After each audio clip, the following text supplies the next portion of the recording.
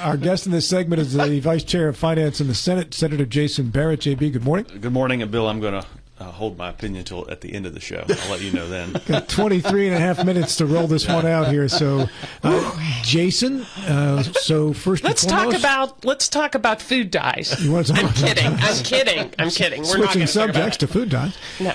Let's get into it now with this bill we've been discussing for pretty much the entire show here. What can you correct that we have maybe been misstating? Well, I think the 30% it's incorrect to say that the county only gets 30%. And it's incorrect because what this bill deals with the regular county levy. And a big portion of that would normally go to the school board. 82%, right? 82%, yeah. Yeah, and that's a really, if that's the accurate number, and I know that's what we're told. Right, close, and that's what commissioners say, and they know that far better than I do. So I'm going to take them at their word on that. Most counties are not that high. Most counties, from what I've been told by the tax commissioner, is somewhere in the 65 to 70% range. He told me that yesterday. So the way that it works now, we're going to use this number of 82%. 82% goes to the county school board. 1% goes to the state, and the rest goes to the county. Under this bill, the school board does not get any of that that's subject to this formula. So all of the revenue that will be generated from the data center will go to this formula. Now, I'm not talking about a school levy, and I'm not talking about a county that has an excess levy. I'm talking about the regular county levy. Excuse me, Jason. I think I understand, but so you're saying the 82% that would normally go to the school board will not go to the school board now? It will go to this formula. And so the county would get 30% of that. 50% would go to personal income tax, 10% would go to all counties distributed per capita, 5% to help low-income folks pay their electric bills, 5% for grid stabilization, which is intended to help lower or at least not raise electric rates. So when you look at the amount of money that goes to let's say that this money went to the school board, and let's say we didn't have this formula. So 82% of that goes to the school board. Then the state share of the school aid formula is drastically reduced. And so the county actually loses that money anyway, because typically when that money would go from, let's say that 82% goes to the school board, it's not a dollar for dollar reduction in the state aid formula, but it's about 85% of that. So because this money does not go to the school board, the state aid stays the same through the school aid formula. So I think that the more accurate number of what the county is actually going to get is 70 to 75%. If it's accurate that 82% of this goes to the school board and the county only gets 17, well, now they're going to get 30 of the regular levy money. And so, people, I think there's some constitutional concern as to whether the state can do that or not. As I read the Constitution, and it is convoluted, and it's not the easiest thing to understand, it does appear that the legislature can appropriate regular county levy money. Now, the excess money is protected. School levy money is protected through the actual school levy.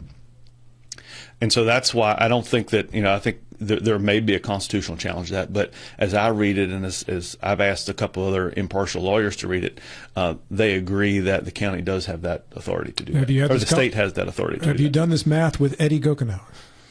Well, yes and no. A couple of commissioners came into the office and went through some of that formula. I was working to try to get the county something, because as the bill came over from the House, that was really bad for counties, and I was It was 0%, right. And why how the House didn't catch that, I don't know. But I will tell you that the folks in Berkeley, the county commissioners in both Berkeley and Jefferson County, are the ones that really were driving this train to get the counties to have a big portion of this. And so it is accurate to say that they get 30% of the formula. But when you calculate what would have been lost revenue from the state aid to the school board, that's when you have to consider that in when you're saying what the county is actually getting. because I think the county actually gets what the tax commissioner said to me was he thought that number was more like 75% of what the county would normally get. The way I looked at it through some of the calculations that he sent me, it looked more like 70.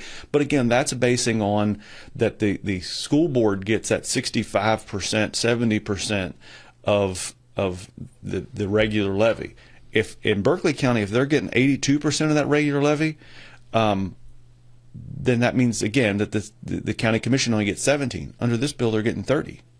Plus the redistribution per capita redistribution of the other 10%. Right. So is this impacting negatively then the school boards?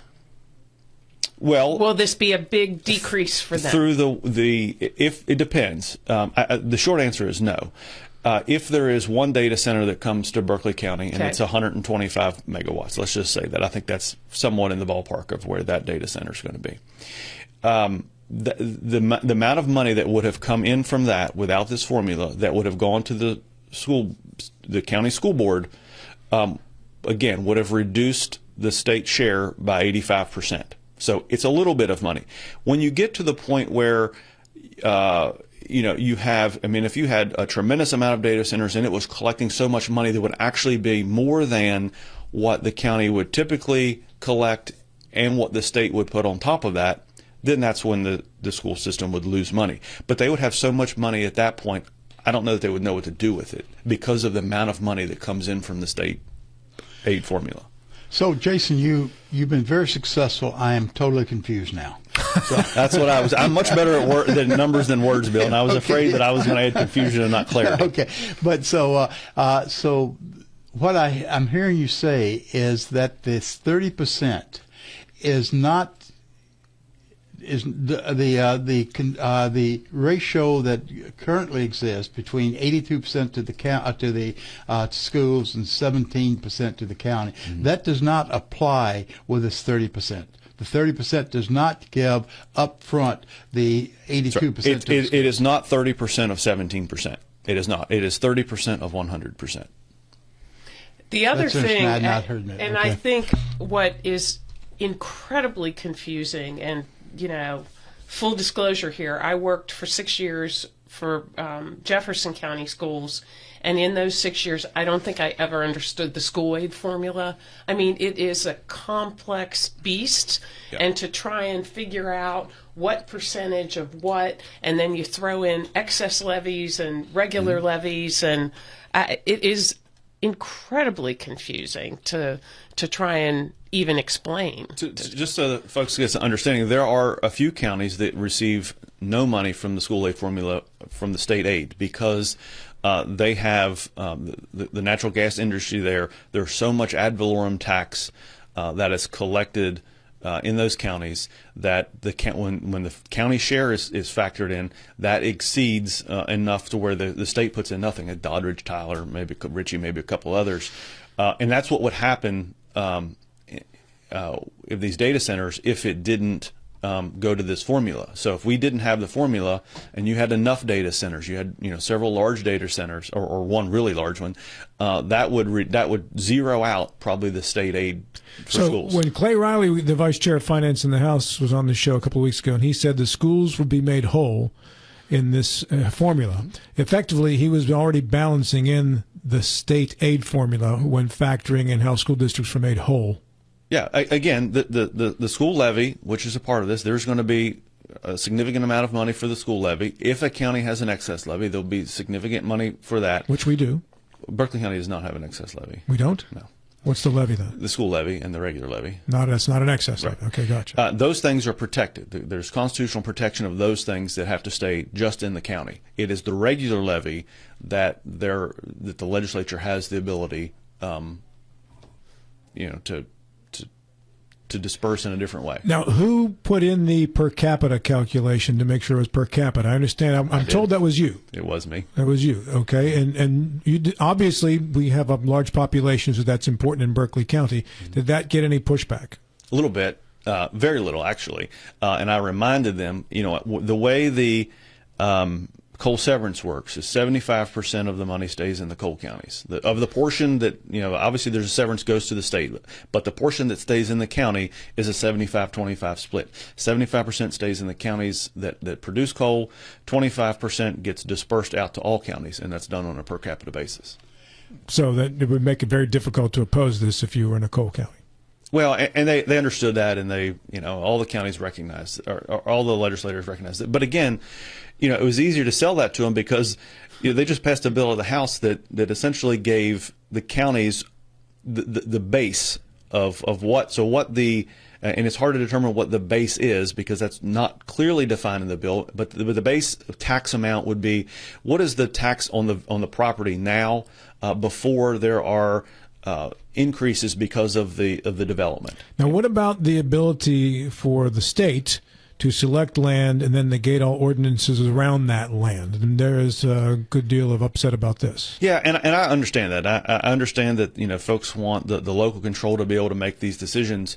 I think it's inaccurate to say that there are going to be no rules, that they don't have to follow any rules. That's not the case. It's that, and the reason it's being done is so that there is one set of rules and not 55 set of rules when we're trying to attract data centers. Now, Governor Morrissey he and I have had several conversations about this bill and what his vision is from this, and it's really to put West Virginia at the top of the list when data centers are looking to locate somewhere. He wants to put West Virginia at the top of the list, and he believes, and I think there's merit in the argument that when you're looking at these data centers, they want to know that they are dealing with one set of rules and not 55.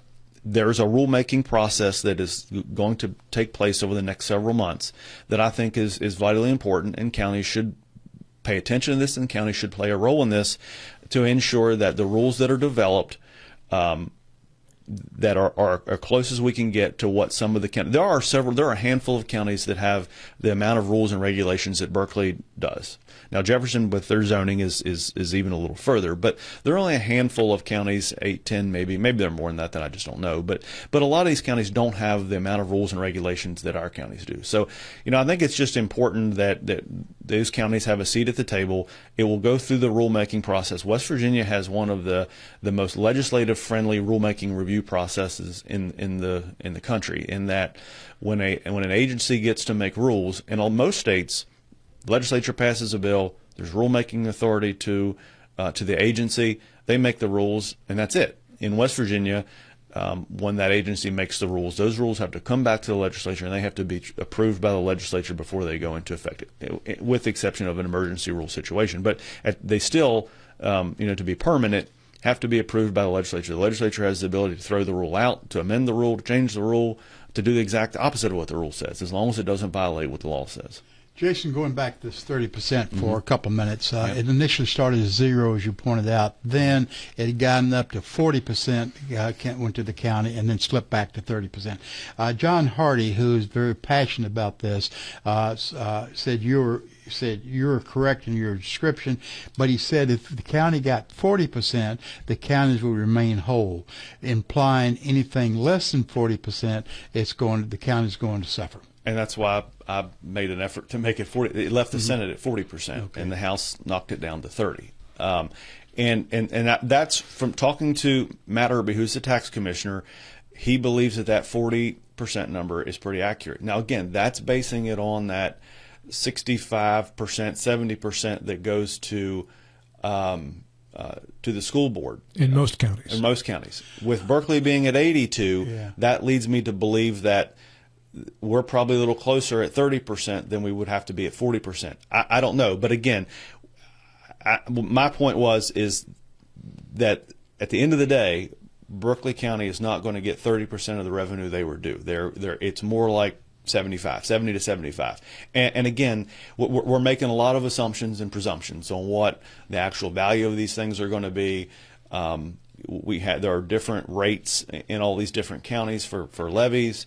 And there's certainly a different amount that goes to the school board. And so if Berkeley County is at 82, The tax commissioner tells me most of them are at 65 to 70. So that's going to play a factor in the math as well. You know, that's surprising. I thought all counties were at the 82% for the school board. And this is the first time I've heard, and I've been familiar with this about 20, 25 years, first time I've heard that there was a floating percentage. Well, and I'm certainly happy to be corrected. I'm just going by with what the tax commissioner told me. So being as that you have a legislative relationship with John Hardy, and I know you were doing 1,000 other things while they were down there to meet. I'm sure you didn't have any very in-depth conversations with them, but have you scheduled any since you've been back with the Berkeley County Commission? Not yet. I've only been back since Monday evening. But I was working with a couple other senators when they came into my office, and we were trying to make the math work, and I talked to them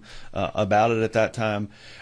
We were also, again, still trying to get a full grasp on what the bill did and didn't do, because it was, it passed the House just a couple of weeks ago. It was, it was not introduced at the beginning session. It was because it's complicated and it's not, something difficult to get out, and it took a little while to get the bill out and introduced. And so once it came to the House, it went through there pretty quickly. And we're trying to understand the formula. We're trying to understand what it applies to, which levies it applies to.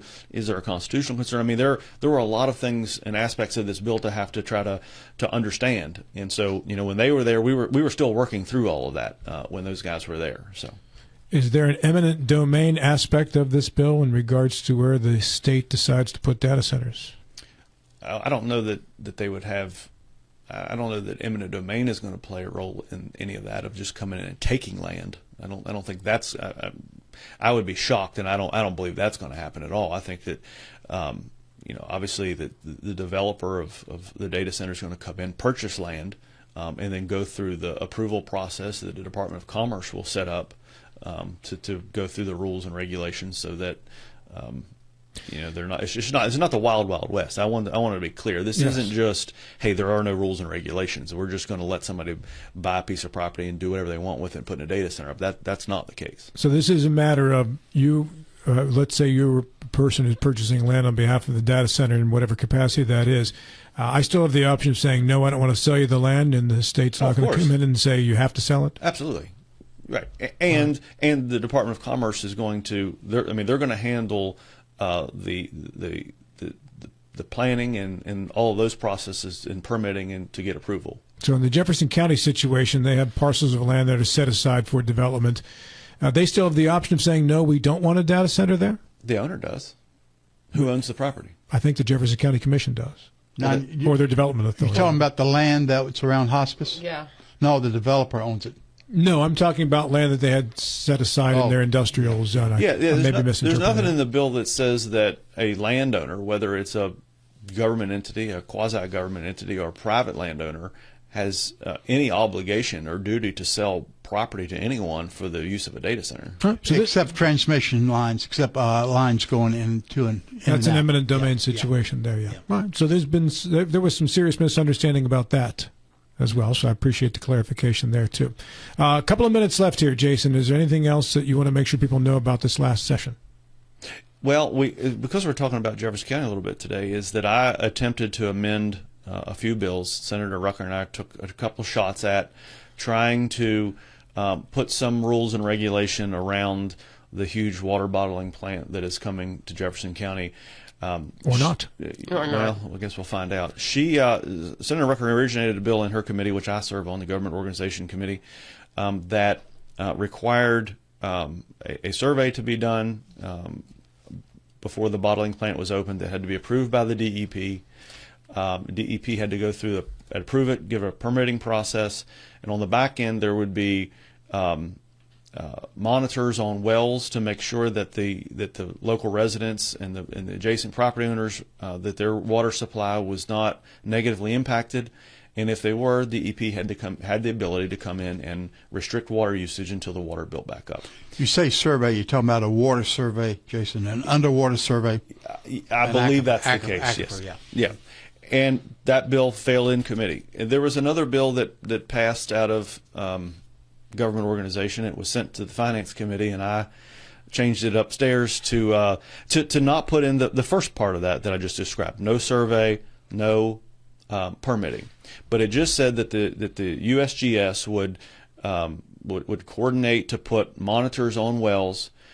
So that, and USGS does that on a regular basis. You can get on your laptop or your phone and look up those results of those monitors. And if it was shown that the adjacent property owners were negatively impacted, their water was, then they're running the wells dry, they're running low on water, they're running out of water. DEP would come in and restrict their water usage again till the water bill back up. And that's when Sidewinder came to the Government Organization Committee, I asked them a few questions, and the questions I asked was, where are they going to put monitors on? Yes. What would happen if I asked them what would happen if you ran wells dry or you negatively impacted the water? We would restrict our water use. So all we were doing was trying to give peace of mind to the people of that area, of the Middleway area, to make sure that if this was negatively impacted, that there would be a government agency that would come in and step in and not just take Sidewinder's word for it. And Sidewinder spent the last week in Charleston fighting against it. So I think that sends a clear message to what their intent is in Jefferson County.